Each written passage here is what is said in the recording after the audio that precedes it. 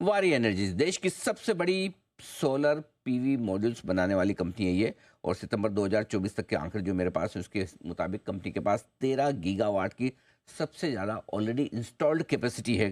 और पिछले 4 सालों में कंपनी ने अपनी कैपेसिटी 6 गुना से ज़्यादा बढ़ाई है।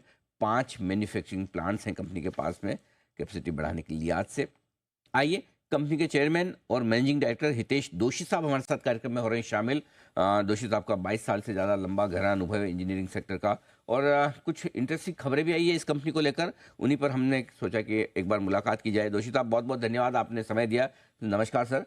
सबसे पहले समझाइए, जो आपने एनएल ग्रीन पावर इंडिया का एक्विजिशन किया है, मेरे ख्याल से कल की बात है, जरा ये समझाइए कि ये किस तरह का एक्विजिशन है, कितना निवेश आप इस कंपनी में करने जा रहे हैं, इस डील में करने जा रहे हैं, और इससे वारी एनर्जीज को कब और कितना फायदा होगा, समझाएं सर।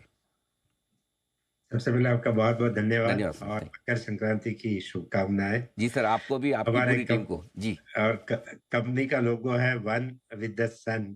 और आज 144 इयर्स के बाद हाँ हाँ। पहली बार ये हो रहा है कि वो मकर राशि में आ रहा है। अरे सो क्या बात। आज का दिन का जो महत्व है, ये बहुत ही ज्यादा महत्व है और आज आपने बुलाया, थैंक यू अगेन। और आप तो मतलब सोलर एनर्जी में, तो मतलब इसका मतलब ये है कि आज से आपके ग्रह नक्षत्र और बेहतर होने वाले हैं, जी, तो राइट? और हमारा लोगो भी है one with the sun. Right. बिल्कुल सर, बिल्कुल। बहुत बहुत शुभकामनाएं, और उम्मीद करते हैं कि ये समय जो अब शुरू हो रहा है वो आपके लिए, कंपनी के लिए, परफॉर्मेंस के लिहाज से और बहुत ज़बरदस्त और मजबूत साबित हो। Thank you sir. एक जो एक्विजिशन हुआ है, जैसे आपने आईपीओ के टाइम पे मुझे बुलाया था और तब भी आपने पूछा था कंपनी क्या करना चाहती है। तो कंपनी का जो पूरा प्लान है, जिसमें हम लोग पूरा एनर्जी ट्रांजिशन में काम करेंगे, मैंने आपको बताया था। तो उसमें डेफिनेटली जनरेशन की साइड, जहां हमारा मेन कंजम्पशन होता है, जिसको हम बोलते हैं आईपीपी। और एनएल जो कंपनी थी ये आईपीपी में थी।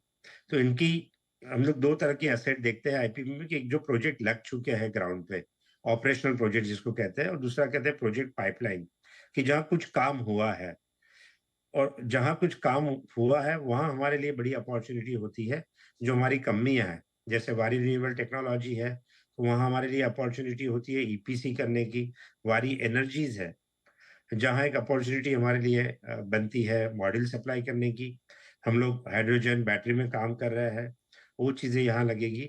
इसके अलावा एनएल में एक विंड का भी पोर्टफोलियो था, ऑपरेशनल एसेट का, एज वेल एज जो एसेट अभी उनकी डेवलपमेंट में है। तो एनर्जी ट्रांजिशन में हम जानते हैं कि हमें टोटल चीजों में काम करना होगा, चाहे विंड हो, सोलर हो, बैटरी हो, हाइड्रोजन हो, और कई नई टेक्नोलॉजीज हो जिसके ऊपर हम काम कर रहे हैं। ये सारी अपॉर्चुनिटी हमें एनएल में देखी हमने, कि जो सब मिला के वारी का डेवलपमेंट पोर्टफोलियो जो हमारे लिए ऑर्डर की बड़ी अपॉर्चुनिटी है सारी कंपनियों में, वो हमारा 10 गीगावाट के ऊपर जा रहा है। तो इसको देखते हुए इस कंपनी को हमने एक्विजिशन का डिसीजन लिया। 792 करोड़ में, जो हमने एक्सचेंज को बताया, इसमें ये इक्विटी में हम लोग एनएल की इक्विटी खरीद रहे हैं। और फिर उसके नीचे उनके डिफरेंट डिफरेंट प्रोजेक्ट्स होते हैं, डिफरेंट डिफरेंट कंपनियां होती है। ये सारा साथ में हुआ है। तो ओवरऑल ये एज पर प्लान ही चल रहा है। बैकवर्ड इंटीग्रेशन को आपने कुछ न्यूज सुनी होगी पहले, कि हमने सेल का ट्रायल प्रोडक्शन शुरू कर दिया है, सोलर सेल्स का। या अमेरिका में हमने मॉडल का प्रोडक्शन शुरू कर दिया है। तो ये it's in line of the plan की total solution in energy transition हम कस्टमर को कैसे दे सके। Okay, perfect. तो ये आपके लिए एनएल इंजीनियरिंग ग्रीन पावर का एक्विजिशन। अब सर, एक दो चीज़ें जिन पर मैं आपसे बात करना चाहता हूँ।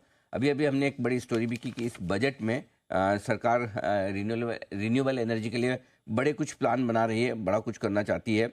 और उसमें 40,000 मेगावाट सोलर प्लांट की स्कीम बनाई जा रही है, जिसमें रिन्यूएबल एनर्जी के पार्क बनाने पर भी विचार होगा। और 500 गीगावाट रिन्यूएबल एनर्जी से उन्होंने बिजली उत्पादन का लक्ष्य भी रखा है। बताएं सर, आपकी कंपनी को और सेक्टर को किस तरह से इसका फायदा मिल सकता है अगर ये स्कीम आती है तो? देखिए, कोई भी इंडस्ट्री में सोलर का कुछ भी करना चाहे तो हम लोग इंफ्रास्ट्रक्चर डेवलपमेंट में है, मैन्युफैक्चरिंग में है, ईपीसी में है, और जितने भी प्रोडक्ट्स है इसके साथ में, उस सब में हम लोग साथ में है। तो कोई भी स्कीम आए या कोई अपने घर पे भी सोलर लगाना चाहे, तो उससे इंडस्ट्री को फायदा होगा। डेफ़िनेटली इंडस्ट्री को काम मिलेगा और इंडस्ट्री में हम लोग उसके अंदर है, तो नेचुरली जब एक जो हिंदी में कहते हैं हम लोग कि एक लड्डू बनेगा, तो लड्डू का कुछ हिस्सा डेफ़िनेटली हमें भी मिलेगा।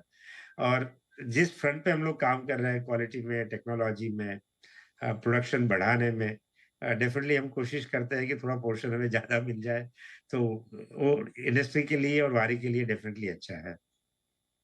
दोषी साहब ये भी समझाएं कि इस वक्त ऑर्डर बुक कितनी है आपकी और ये ऑर्डर बुक पूरी करने में कितना वक्त लगाएंगे सर आप? हमारी नॉर्मली एवरेज ऑर्डर बुक वारी में कम से कम 2 साल की होती है और वो आज भी हमारे पास वो ऑर्डर बुक है अगले 2 साल के लिए। तो जितनी-जितनी हम कैपेसिटी बढ़ाते जाते हैं कॉन्स्टेंटली, उस हिसाब से उस ऑर्डर बुक को अलाइन करते जाते हैं, वो कंटिन्यू रहता है। अच्छा, एक चीज़ और बताएं कि जो थोड़ा-सा लोगों को डर लगा था कि ट्रम्प साहब इलेक्शन जीते हैं, तो उसके बाद उनका फ़ोकस अमेरिका में थोड़ा फ़ॉसिल फ्यूल पर ज़्यादा रहेगा, शायद रिन्यूएबल के लिए थोड़ा मुश्किल आए। ऐसे कोई संकेत हैं क्या यार, ऐसा हो सकता है, कुछ संभावना है इसकी? मैं एक पहले ब्रॉड पिक्चर आपको बता दूँ, सोलर एनर्जी या बैटरीज़ ये आज से चीपेस्ट और फास्टेस्ट एनर्जी सोर्स है।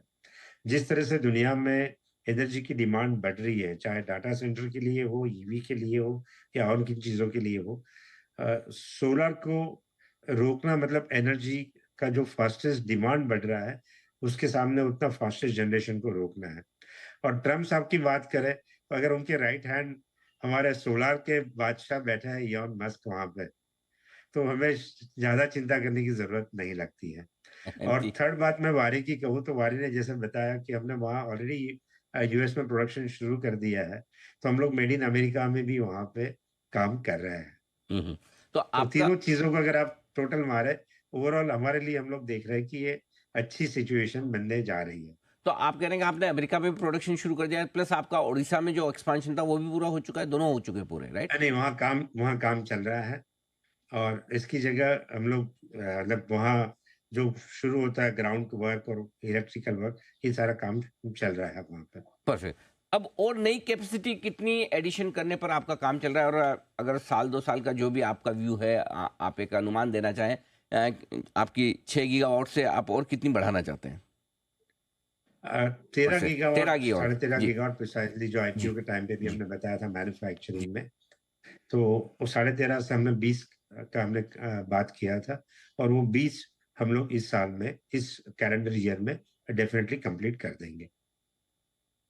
अ, एक और आखिरी सवाल ये कि इस वक़्त जो एक कंसर्न ये है कि रॉ मटेरियल कॉस्ट क्योंकि थोड़ी-सी बढ़ रही है, उसको लेकर आपका क्या आउटलुक है? क्या कॉस्ट इस वक़्त कंट्रोल में है या बैटरीज़ और जो कुछ भी और इक्विपमेंट है, उनकी कॉस्ट और प्लस आप कितना पास ऑन कर पाते हैं अपने कस्टमर्स को, वो भी समझाएँ? प्राइस जो है ना ये साइक्लिक है। आज से साल भर की सोया की प्राइसेज़ देखिए, आज देखिए तो शायद आज वो 30-40% डाउन है। फिर से कमोडिटी की प्राइस अगर इंक्रीज़ होती है, जैसे कल हमने देखा ऑयल की प्राइस बढ़ी है, डॉलर बढ़ रहा है। इसको देखते हुए प्राइस थोड़ा बहुत ऊपर-नीचे चलता है।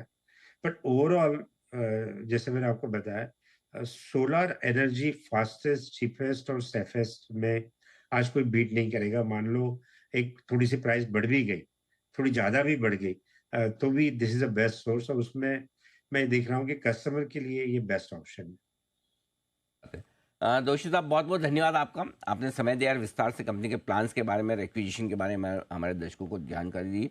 बहुत-बहुत शुक्रिया सर, और एक बार फिर से आपको संक्रांति की बहुत-बहुत बधाई और शुभकामनाएँ। उम्मीद करें ये एक्विजिशन आपकी कंपनी के लिए बड़ा लाभदायक साबित हो। Thank you sir. आइए बढ़ते थैंक यू आगे। आपने टाइम जी, थैंक यू। बढ़ते आगे 23,150 के आसपास हल्का-सा प्रॉफिट बुकिंग निफ्टी में देखने को मिल रहा है। 23,200 के आसपास आकर अब रुकता हुआ नज़र आ रहा है। Bank Nifty